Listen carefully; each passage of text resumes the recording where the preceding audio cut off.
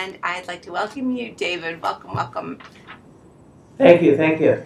Yeah, so The Witch of Wenchai is full of geography of Asia, and it's a really interesting read. And what is it about your life that informed the story? Because it's so detailed. Tell us about that. Okay, well, I've grown up in Asia almost all of my life. My family moved to Japan when I was 6. Lived there for 10 years. I've been working and living in China for 10 years. And actually, my family's been ingrained in Asia for a long time. My father and grandfather were fur traders in China between 1923 and 1937. So I know Asia. I'm an architect as well as an author, so I've worked all around Asia. And in stories like The Witch of Wanchai, I was able to talk about these locales that I've lived through. I know them. So the book is a very gruesome story, and it's Oh, very, very it's not that gruesome. It's not well. that gruesome. It's true, but there's little parts of it that are gruesome. Little, So, I little parts, intimate yes, at yeah. the But it's suspenseful, and so yes. where did that come from? And maybe you can tell us a little bit about the story without giving Well, too much away. And what was it like for you to write it?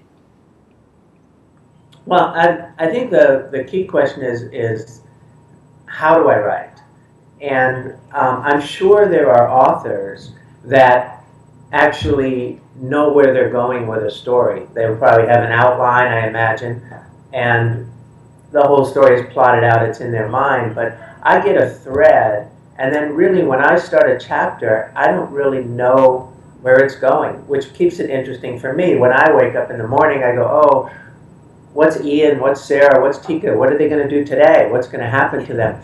So it's really a process of discovery, and my kind of philosophy of the way I do it, and this really came out in my first book, The Journal of Rabbi Levi Wang, where the heroes of the book are actually my father and grandfather. And I felt like I was connecting to this muse or spirit, their spirit or whatever, and really they wrote through me. So there's some sort of connection. It's not a real planned out thing. I get a thread, and then little pieces come in, and all of a sudden it happens. And I feel that it happens through me.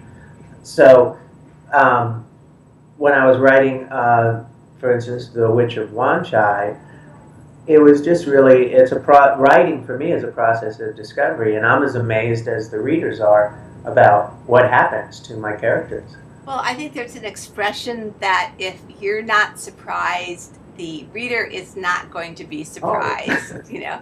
So the yeah. author has to have some delight in it. And, I think someone who has a real regimented process doesn't allow for that kind of, you know, discovery and spontaneity in their writing. So that's really great. So tell us a little bit about the book. Oh, okay. Well, the book happens in contemporary Asia. It starts out in Hong Kong. My first book was set back in 1937 when the Japanese invaded China, and my father and grandfather were there, so I knew this story. But I was really tapping into their sort of experiences, and from a lifetime of talking to them about their stories, I was informed by that. But with The Witch of Wanchai, I mean, I'm living it. And for example, the book starts out in actually when it really starts out, it starts out in Burma, and the two guys escape Burma because the police are after them, and they go to Thailand, and then it talks about their growing up in Thailand in the 1980s. Well, I was actually doing a lot of projects in Thailand in the 1980s, so these are informed by my experiences. And then, of course, contemporary Hong Kong, it flips over to contemporary Hong Kong, and this is where I live. I know Hong Kong, I love Hong Kong, I know the culture. When the good guys, there's Ian Hamilton, who's the detective, and he's got a team of detectives, Angela and Nigel. They're sort of the heroes of the story. Get too close to the bad guy, the witch. The witch runs to Japan. So once again, I lived in Japan for 10 years. I know Japan, I know the culture. So we're going from sort of a triad group of bad guys. Now we're dealing with the Yakuza. So this is all things that I know, and the story kind of follows the illegal jade trade, illegal heroin trade, and of course the witch, the bad guy of the story, has this kind of bad habit of killing. He's a serial killer. He kills people because he feels that it gives him power. Actually, he's a little bit of a cannibal. That's probably the gruesomeness part of the story. And at any rate, he feels that it gives him power. And he has this whole, his kind of muse called, that he calls Nat, that kind of he feels he's connected to, gives him power. A lot of, even the heroes have these mythological forces that they tap into. One of the heroes, or on the good side, is a Japanese police officer, and he feels that he's tapped into the spirit of Miyamoto Musashi, who's one of the most famous Japanese swordsmen from the 1500s. And one of the characters that I like the best is Angela Chung, who's a detective on the good side, and she feels like she is informed by a Garuda, which is a mythical Indonesian beast. She's half Chinese, half Indonesian, and she grew up in the Kowloon ghetto. Her dad's a triad leader, and so on her back she has tattooed the Kowloon ghetto around her buttocks, and then this Garuda, like a phoenix, rising up and lifting her from the ghetto and that life that she grew up in. It's a fascinating read, and I think when I read it, one of the things that was very intriguing was the cultural influences that you've been able to illuminate just because of the life that you have there, and I think it's really interesting. And what areas are you most drawn to? I mean, because, okay, the architecture and the customs come out, but what things that you wrote about appeal to you the most, and that are part of your Well, you're absolutely favorites? right about the culture, because a lot of people who aren't familiar with the cultures in Asia think that it's all one culture, and it's really not. Especially on a business level, I deal with both Chinese people and Japanese people. They are 180 degrees apart in terms of culture. For example, in America, and now I'm going back to my architectural background. In America, when we talk about a project to somebody, it's pretty much known that it's going to be in a chronological order: A, B, C, D. You're at A, you want to get to D, and you go in this chronological order, and you will get to D. In China, it's kind of a little bit rushed. You talk to a developer in China, and they go, okay, we're at A, we want to get to D. Let's forget B and C. Let's go right to D. And you have to hold them back and say, if we go right from A to D, D's not going to be that great. We're really not going to like it that much. You really need to do B and C. In Japan, it's totally the opposite. You're at A, and they have what they call these study sessions where everybody, including the secretaries, get together. They talk about the project and talk about the project and talk about the project, and you have to push them and say, you know what, guys, we've talked about this over and over and over again. It's now time to go to B. We got to go to B. We have harmony. Everybody agrees. We now go to B. So understanding the different cultures in the different Asian countries is important. As my characters jump from country to country, I try to bring out those cultures. You also mentioned that the architectural part, and of course, as an architect, we get good at sort of understanding what makes up a sense of place. Um,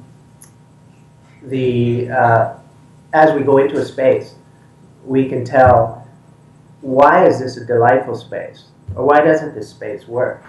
So when I write a story, I can describe the environment so that the reader can feel what's there. I mean, for example, in The Witch of Wanchai, one of the scenes is where Jeffrey goes to Pattaya, and they go to this very, very strange real estate office that's really set up to fleece the Farangs, the Westerners that want to retire to Pattaya. So I decided to make it a traditional Thai building made out of oiled teak. The sides come in as it goes up. The roof sweeps up towards the sky. So using these kind of architectural elements in the story, I think gives the reader a better idea of how the space feels. Yeah, and it really enriches the story. I really enjoyed that part of it a lot, and the parts about all the foods too were really interesting to me. But Well, I love food. yeah, I know you like food, but there's a whole other part that's really very compelling, and I think that we should talk about it, because what your book illuminates is some major human rights problems that are happening, and one of them is highlighted right at the beginning with the Indonesian maids in Hong Kong. Would you like to talk about that a little bit?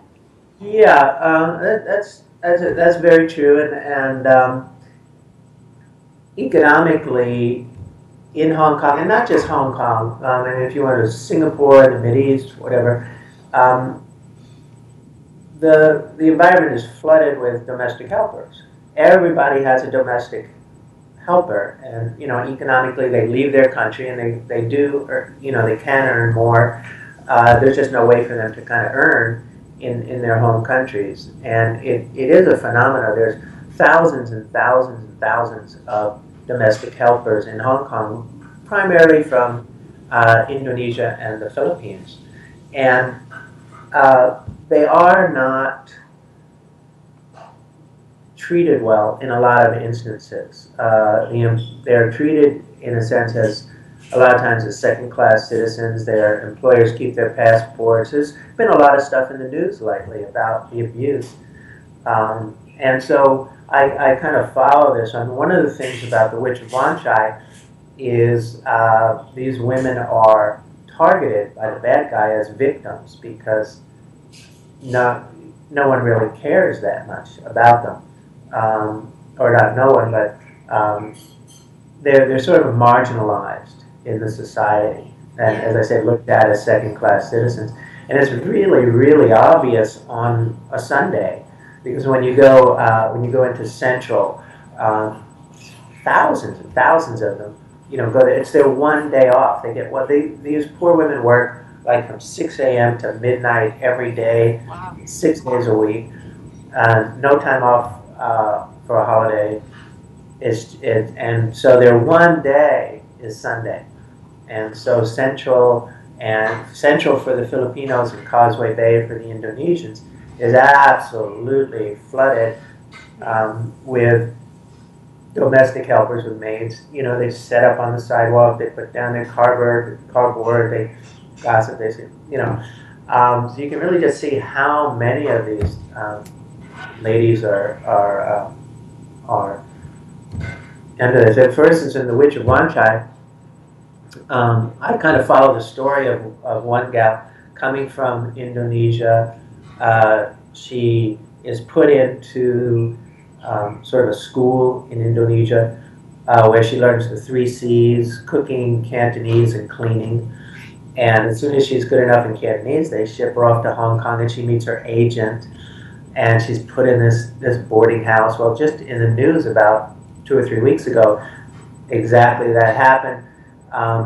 The women were forced to sleep on the roof, and a piece of the roof in this ghetto collapsed on top of it, and she died. It's a true story. So in the book, I mean, my books are fiction, but they're definitely based in truth, which Yeah. which makes it interesting. It does make it interesting, and it's a really compelling story because it is based in so much that is going on in the today's world. So I think it's a great read, and I'm wondering, is there anything that I have not asked you that you want to talk about? Well, there's lots of culturally, there's lots of little interesting facets. I mean, we just talked about the Indonesian helpers, but like for instance in Japan, there's something that a lot of people don't realize. There's actually a race of untouchables called the Barakumen. Oh, that's So right. I touched that in the book. So being rooted in the reality is really key to my writing. For example, in my first book, The Journal of Rabbi Levi Wang, the bad guys were real bad guys in real life.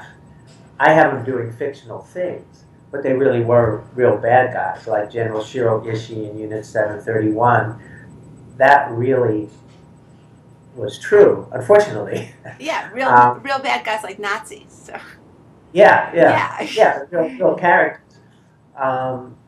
But I think that is it educates the reader a little bit as to what's going on and some of the cultural human rights issues, as well as having a backdrop of an exciting adventure story.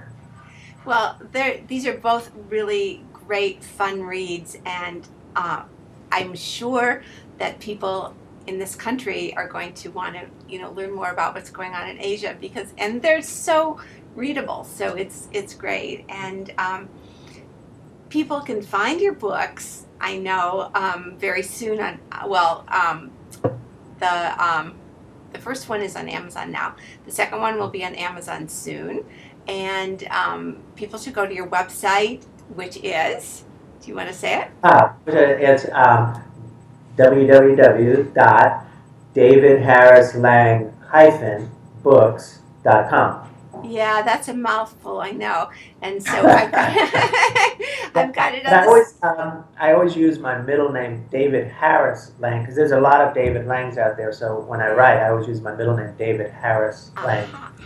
Yeah, and there's a lot of interesting photos on the website, so people should come and take a look, and the new trailer for the book, and David's blog, which will be talking about some of these issues and his writings. So be sure you go visit his website, and he'll be able to inform you as to where to get the book. And I hope everyone will go and read it. So this is Jenny Hudson with the Author Connection, and again I have David Harris Lang, and I want to thank you for coming on the show, and everybody should read your books. Thank you very much. All right. Thank you.